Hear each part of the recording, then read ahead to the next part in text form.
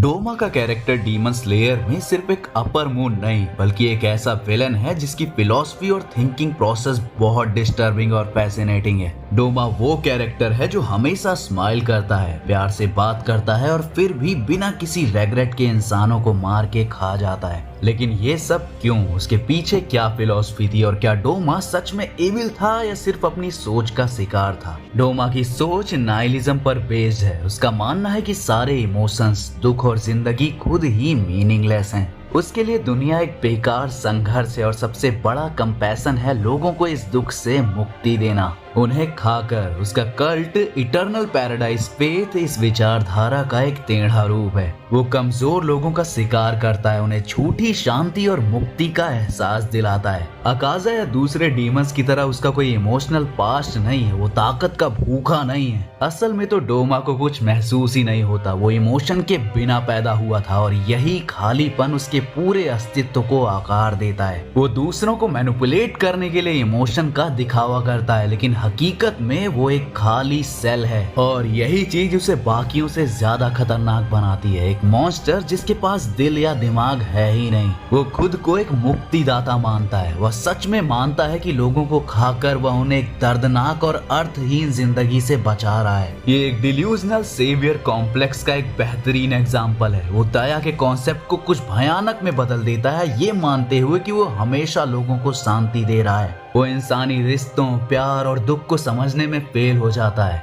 ये उसके ग्यूतोरो, दाकी और बाद में शिनोबू और कनाओ के साथ इंटरेक्शन में सबसे ज्यादा दिखता है। वो एक कभी नहीं समझ सकता कि लोग एक दूसरे को बचाने के लिए क्यों लड़ते हैं, क्यों उनके अंदर इतना गहरा एहसास होता है, बल्कि डोमा के लिए भावनाएं एक कमजोरी हैं। तो सबसे पहले बात करते हैं डोमा के पास्ट की। डोमा जब पैदा हुआ उसके रंग बिरंगी आंखों और अनयूजुअल शक्ल की वजह से लोग उसे एक डिवाइन चाइल्ड समझने लगे, उसे भगवान के एक दूत की तरह समझने लग गए। बचपन से ही लोग उसे पूजने लगे और उससे सवाल पूछने लगे, दुख, पाप, स्वर्ग, नर्क के बारे में। पर प्रॉब्लम ये थी कि डोमा ने कभी इमोशन फील ही नहीं किए। वो ना खुशी समझता था, ना दुख, ना प्यार, ना गुस्सा। उसके पेरेंट्स ने अपने पर्सनल इश्यूज में खुदकुशी कर ली और डोमा बस उनकी बॉडीज को देखता रहा बिना इमोशनल रिएक्शन के। उसने बस ये सोचा कि कितना मैस हो गया है, ये सफाई का काम मुझे ही करना पड़ेगा। और यहीं से डोमा की फिलॉसफी डेवलप होती है। डोमा का मानना था कि दुनिया दुखों से भरी है, लोग बीमार होते हैं, वो रोते हैं, वो अकेला महसूस करते हैं। और क्योंकि डोमा खुद कभी इमोशन नहीं फील करता था तो उसने डिसाइड किया कि वो लोगों के दुख को खत्म करेगा। लेकिन उसने ये काम एक ट्विस्टेड तरीके से किया। वो लोगों को मार देता, उनके शरीर खा जाता और कहता कि अब तुम दुख से आजाद हो गए हो, अब तुम हमेशा मेरे अंदर खुश रहोगे।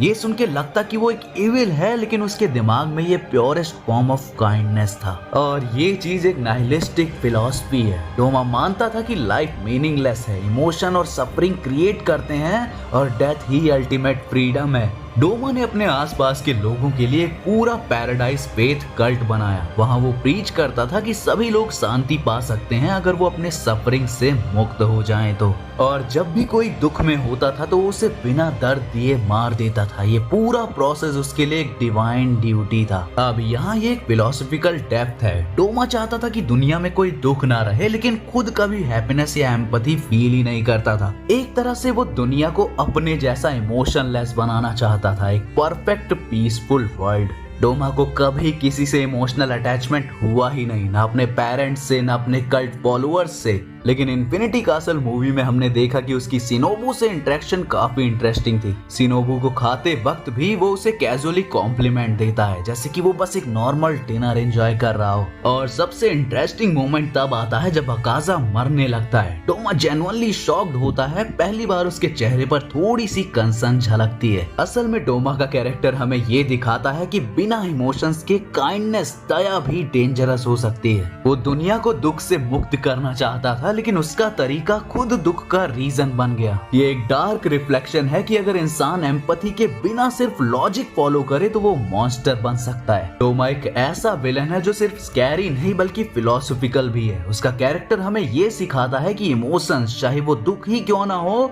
हमें इंसान बनाते हैं। अब तुम लोग कमेंट करके बताना कि डोमा की फिलोसफी का कौन सा पॉइंट तुम्हें सबसे ज्यादा डिस्टर्बिंग या सबसे ज्यादा इंटरेस्टिंग लगा। और ऐसे ही डीप कैरेक्टर ब्रेकडाउन्स के लिए चैनल को सब्सक्राइब सब्सक्राइब कर लेना। मैं मिलता हूँ किसी और वीडियो के साथ, तब तक के लिए बी वेबटास्टिक, बी फैंटास्टिक।